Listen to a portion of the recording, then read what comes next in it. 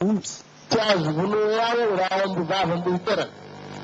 Manahaka amin'izany koa ny zanaka omby mboy tombo tsy azo vonoa amin'io ao. Nanentana ny mponina mikasika ny fikolokoloan'ity abattoir vaovao ity kosa ny Premier ministre ny général Albert Camille Vital. Manara-penitra tokoa raha hentea ny taona vitany raiky io tamin'ny 1939 mbo tsy niteraka aby zahay fa teo mbo tsy teko aby tsika fa teo tsika etoatoy ka isorana ny ministra Maharanty ananan'io eritseritsy io satria na te Premier ministre tegna toa tsy aliny ny tanàny bois tsika zay raha soa nomegnantsika mba kolokolo karakarao ho soa mba ho voninahitsitsika.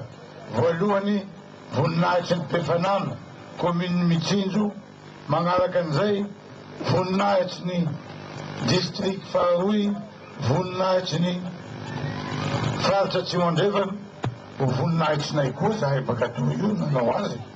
Tanjon'ny ministera fiompiana ny ananganana abattoir frigorifique ao Tolaniaro noho ny filan'ireo mpiasan'ny uzine any an-toerana. Izahan'ny ministera fiompiana ny anapirofo fa mahavelona sy azo antoka ny fiompiana eto Madagasikara andresena ny tsy fahampitsakafo sy ny tsy fisiany asa ary ny fahantrana.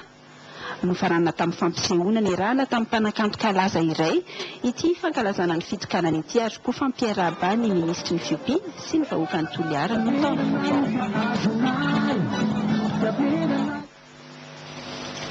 Izay tany Toliara fa midekositsika resaka fifandraisana amin'ny any ivelany anampy betsaka ny Madagasikara eo amin'ny lafiny fanarenana ny toekarena malagasy ny lafiny fifandraisana ny firenena sinoa. Io ny votoatin'ny fitsiteny délégation sinoa ny filohan'ny filan-kevitra ambony teteza mita Tetsianosikely Androany Maraina Natamayavy sy Rivson Théogène mitatitra ny antsipolian'izay indao azy.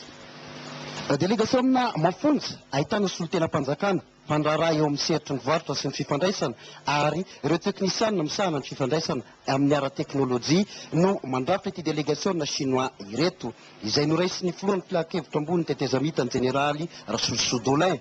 Ny fanatevenana ny fiaraha-miasa eo amin'ny Madagasikara Sine eo amin'ny lafiny fifandraisana ka hitondra fampandrosoana ho an'ny Madagasikara ny votoatin'ny fitsidiany ireto délégation ireto.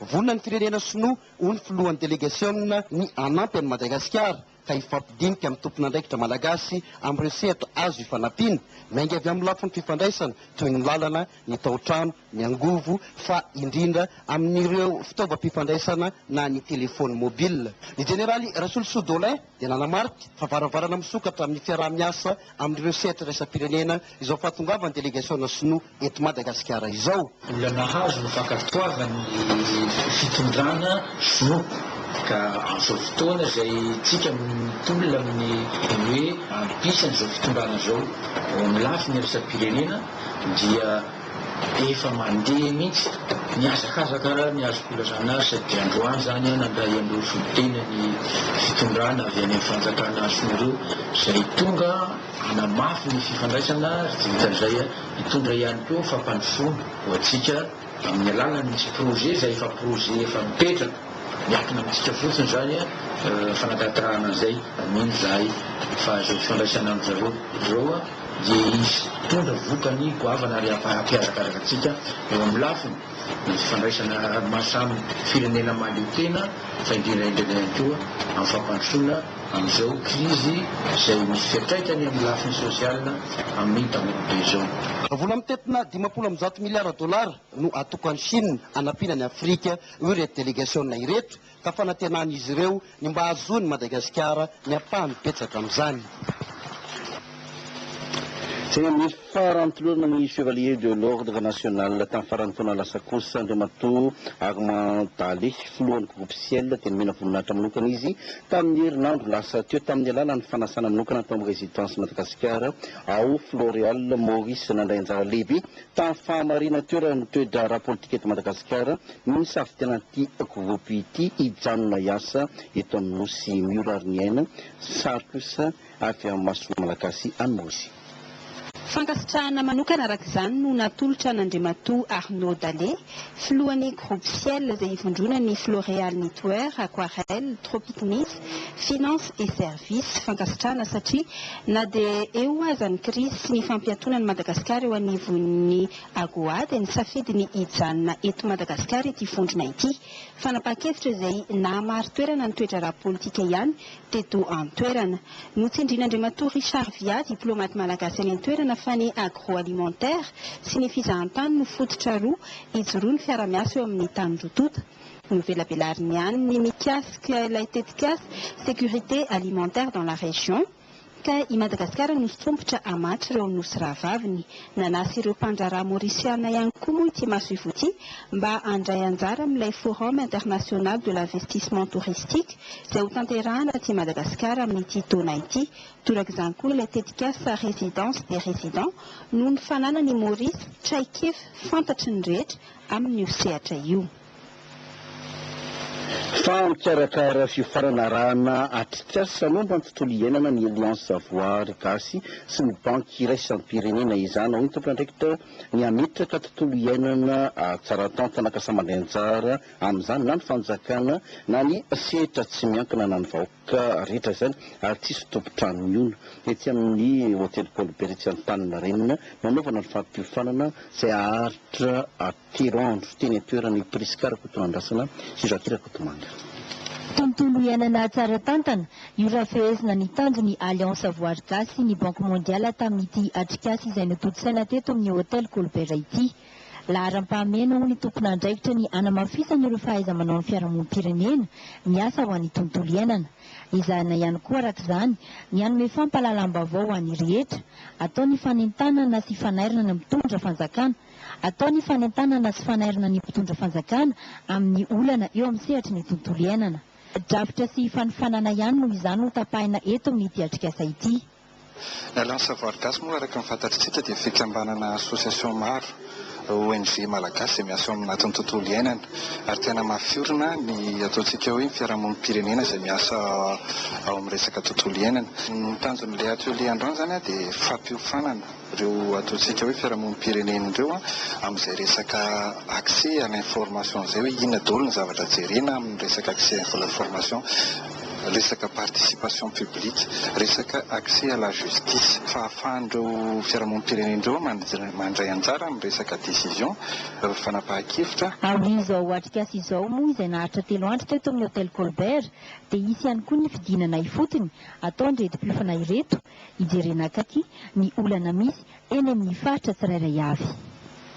Fiandrina sontatitra izay vaovao notandràny Priskara Kotoandrasana sy Zakira Kotomanga izay fa resaka politika kositsika aloha manomboka eto niatrika mpanao gazety etsy amin'ny Carleton ny Stelindara lehibe an'andro mpanjakana ny lehibe ny CST ny lehibe ny CTR ny CNTN ny Arriva teo fa mandrafitra ny sara amina amina Jean Mirambelisson varantsika izay rehefa aveo fa raha fitinina dia fitamana ny rehetra anosony feuille de route atao anatin'ny fotoana fohy manoloana ny hetsika ravanomanana sy sisano izany resaka natao tetsy amin'ny Carleton izay ho arahantsika izay rehefa avy io fa ny fifidianana no azo hitsarana nisy mahalehibe sy mateny atoko politika hoy Roland Ratsiraka lehibe ny atoko MTS Androany nisy ny resaka ny fanaovany tamin'ny mpanao gazety ny Tsaka Serge Mandrenaso sy Firarjona.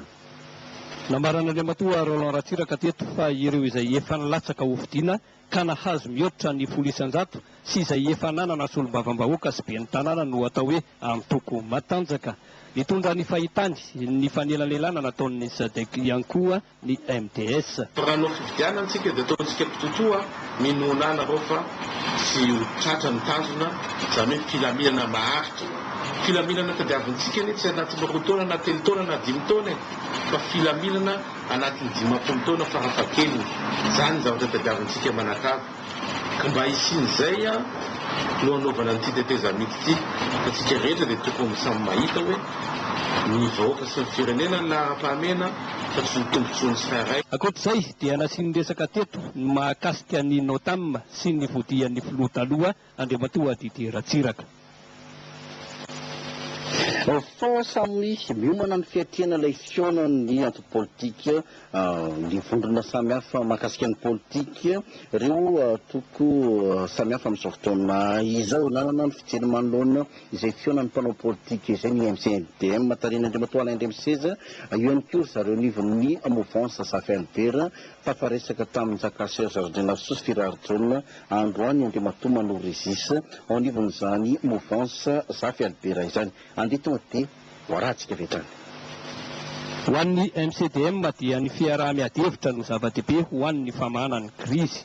Miantso ny mpanao politika handray anjara amin'ilay fionana ho tanterahina ato izy ireo araka izany. Rehefa tsoa zay rehefa sainy zay dia tonga manatrika ary mandray anjara mafitsy amin'ny fivoriana. Ny antony dia zao tsy maintsy mifanakalo-hevitra tsika, tsy maintsy misy fifanakalo-zakevitra entina mandeha manao izay adesena ny lahatra ny tsiray avy ary manao koa izay ampitony an'ireo mbola ataontsika eo mbola misendoatra amin'izao fotoana izao mba azahoana mandeha makany amin'ireo hoe famahana ny krizy no ny zava-dehibe kely dia fotadiavana ny tombontsoa ny vahoaka tsy maintsy izay no tanjona farany satria izay ihany no lalana tsy maintsy an-dalana. Vonona amin'ny fionana ihany koa ny mpanaradia amin'ny profesora Zafy Albert na mbola misy any aza ny zavatra takin'izy ireo. Na ny mouvance Zafy na ny mouvance Ravalomanana na ny mouvance Ratsiraka tsy mbola ary misy ny laza fa izay dia misintaka amin'ny fitadiavana vahaolana iarahana mba atongavana amin'ny